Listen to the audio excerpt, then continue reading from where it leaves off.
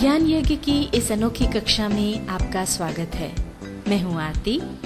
चलिए शुरू करते हैं आज का अध्याय। टैली ERP 9 के इस अध्याय में हम सीखेंगे डेटा एक्सपोर्ट करना। कई बार हमको हमारे कस्टमर को, सप्लायर्स को या CA को हिसाब किताब से संबंधित डेटा भेजने की आवश्यकता पड़ती है। इस डेटा को भेजने के 3 तरीके हैं। पहला तो हमें जो भी डेटा भेजना है उसका हम प्रिंट निकाल लें और उसे डाक या कुरियर से भेज दें। दूसरा है कि टैली में जो डेटा है उसको हम टैली से एक्सपोर्ट करें और उस फाइल को ईमेल कर दें। और तीसरा तरीका है कि टैली से सीधे उस डेटा को हम ईमेल कर दें। आइए पहले हम सीखते हैं टैली से डेटा को एक्सपोर्ट करना। मान लीजिए हमको कस्टमर A के लेजर का डेटा भेजना है। अब उसके लिए हमको पहले वो डेटा एक्सपोर्ट करना होगा। तो वो एक्सपोर्ट कैसे करेंगे, आइए ये सीखते हैं। सबसे पहले हम जाएंगे डिस्प्ले पर, यहाँ से हम जाएंगे अकाउंट्स बुक पर और यहाँ से जाएंगे लेजर पर। लेजर में हम चुन लेंगे कस्टमर A का लेजर, एंटर प्रेस करेंगे। अब ये कस्टमर A का लेजर खुल गया है। अब मान लीजिए हमको 1 अप्रैल से 30 सितंबर तक के पीरियड का डेटा भेजना है, तो उसके लिए हमको डेट चेंज करना होगी। F2 की प्रेस करके पीरियड चेंज कर लेंगे। अब या तो एक्सपोर्ट पर जाकर के क्लिक कर दें या फिर शॉर्टकट की Alt+E प्रेस करें। अब यहाँ पर हमको जो भी डिटेल्स बदलने हैं वो हम बदल सकते हैं। जो भी हमको चुनना है चुन सकते हैं। उसके लिए पहले हम बैक स्पेस की प्रेस करेंगे। लैंग्वेज में यहाँ पर हमारे सामने 2 चॉइसेस हैं। इसमें से हम डिफ़ॉल्ट ऑल लैंग्वेजेस चुनेंगे। फॉर्मेट में ये अलग अलग फॉर्मेट्स यहाँ पर आते हैं, जिसमें से सामान्य तौर पर हम एक्सेल और PDF यूज़ करते हैं। JPEG भी अक्सर सबके पास होता है सिस्टम में, तो आप इससे भी डेटा भेज सकते हैं। पर बस ये ध्यान रखें कि जो भी फॉर्मेट आप यूज़ कर रहे हैं वो जिसको आप भेज रहे हैं उसके पास उसका सपोर्टिंग सॉफ्टवेयर हो। वैसे ये डेटा जो है प्रायः PDF फॉर्मेट में भेजा जाता है, इसलिए हम PDF फॉर्मेट चुन रहे हैं। अगर जिसको हम भेज रहे हैं उसके पास सपोर्टिंग सॉफ्टवेयर न हो तो इसके लिए जो सॉफ्टवेयर लगता है वो होता है Adobe Reader। ये जो सॉफ्टवेयर है ये नेट पर फ्री अवेलेबल होता है। इसको डाउनलोड किया जा सकता है, जिसकी मदद से PDF फाइल्स खुल जाएंगी। अब यहाँ पर हमको चुनना है एक्सपोर्ट लोकेशन।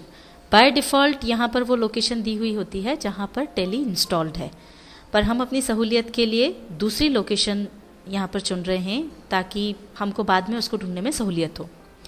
तो यहाँ पर हम लोकेशन डाल देंगे। तो ये यहाँ पर हमने एक्सपोर्ट लोकेशन में दे दिया D ड्राइव।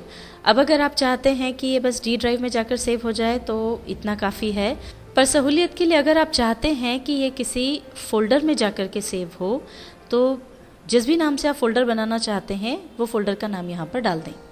मान लीजिए ये हमने कस्टमर A नाम का फोल्डर बनाया है। अब एंटर प्रेस करके हम आगे बढ़ते हैं। अब यहाँ पर आएगा आउटपुट फाइल नेम। जो भी फाइल हम सेव करेंगे उसको हमको कोई नाम देना होगा।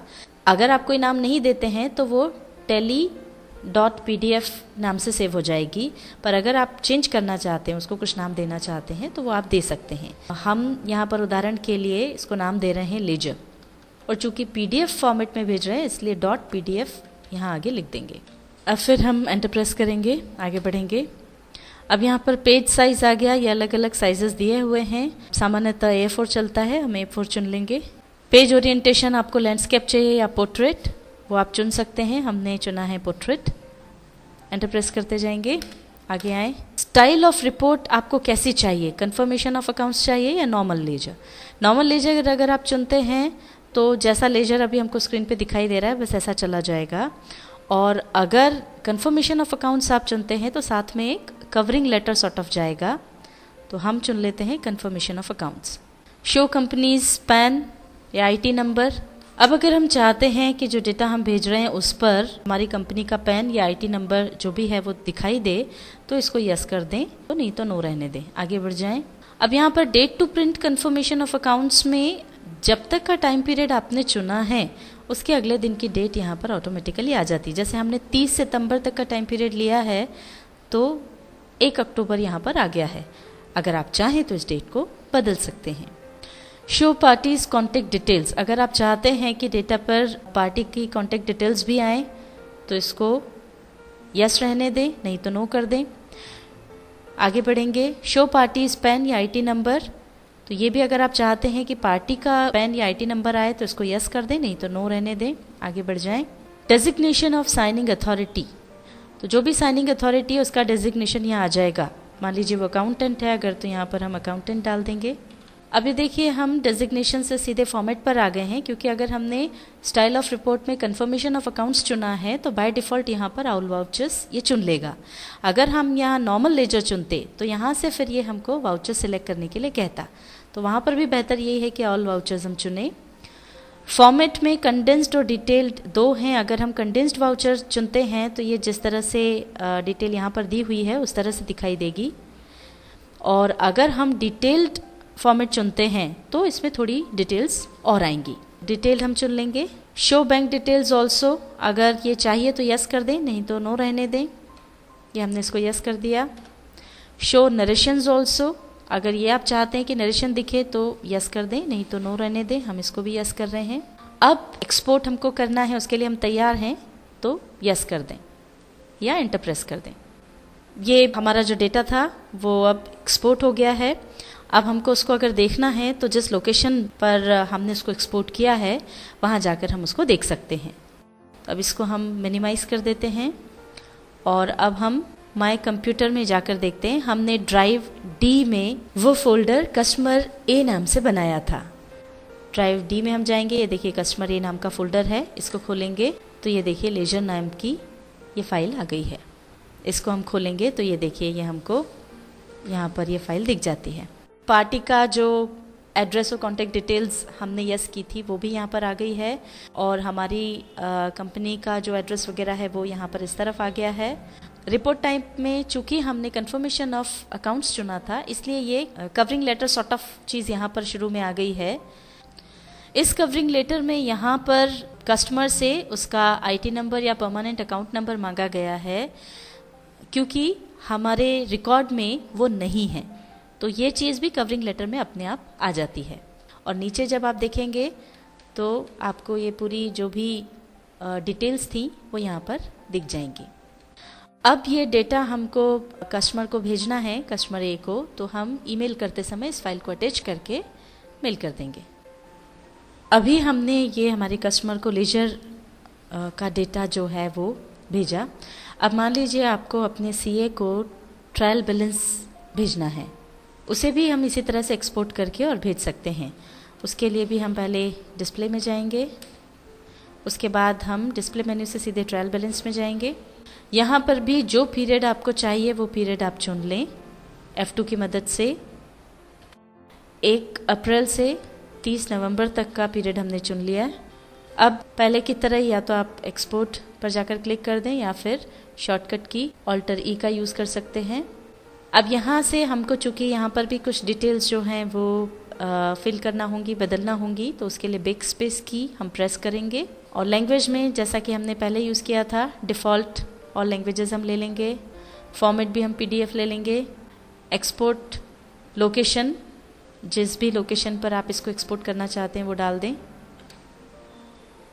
हम यहाँ पर डाल रहे हैं D ड्राइव ट्रायल बैलेंस, मतलब जिस फोल्डर में हम चाहते हैं वो हमने नाम डाल दिया। आउटपुट फाइल नेम, यहाँ पर जो भी नाम आप देना चाहें वो दे दें। एंटर प्रेस करके आगे आएंगे। पेज साइज़ में A4 ही हम ले लेंगे।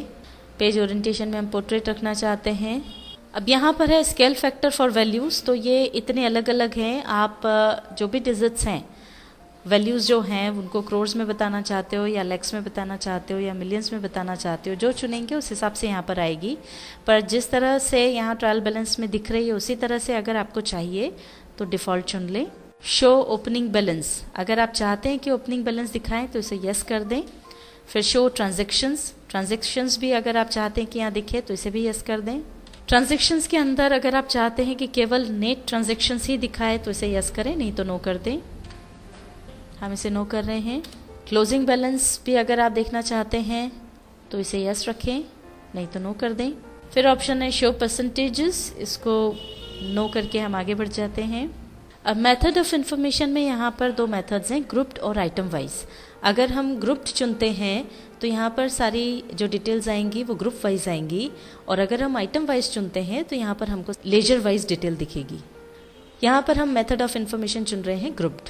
फॉर्मेट आपको कंडेंस चाहिए या डिटेल चाहिए, तो डिटेल्ड अगर चुनते हैं तो उसकी और जो फर्दर डिटेल्स होंगी वो भी यहाँ पर नज़र आ जाएंगी। डिटेल्ड हम ले लेंगे। फिर है expand all levels in detailed format, इसको यस कर देंगे। फिर ऑप्शन है show all accounts including empty accounts, यानी सारे अकाउंट्स शो करना है जिसमें ऐसे अकाउंट्स जिनमें कोई ट्रांजैक्शन नहीं हुआ हो वो भी दिखेंगे। तो हम इसको नो ही रहने देंगे, एंटर प्रेस करेंगे। और अब इसको एक्सपोर्ट करने के लिए अगर हम तैयार हैं तो एंटर प्रेस कर दें। अब ये फाइल एक्सपोर्ट जो हुई है इसको देखने के लिए हम इसको मिनिमाइज़ कर लेते हैं, और अब वापस हम जाएंगे माय कंप्यूटर में। जिस लोकेशन पर हमने इसको रखी है वहाँ जाएंगे। अब ये यहाँ पर ये देखिए, यहाँ नीचे ट्रायल बैलेंस का ये फोल्डर आपको नज़र आ रहा है। इसको आप खोलेंगे तो यहाँ पर ये ट्रायल बैलेंस नाम की फ़ाइल आ गई है। इसको खोलेंगे तो ये आपको पूरी फाइल दिख जाएगी। टैली ERP 9 के इस अध्याय में हमने सीखा डेटा एक्सपोर्ट करना।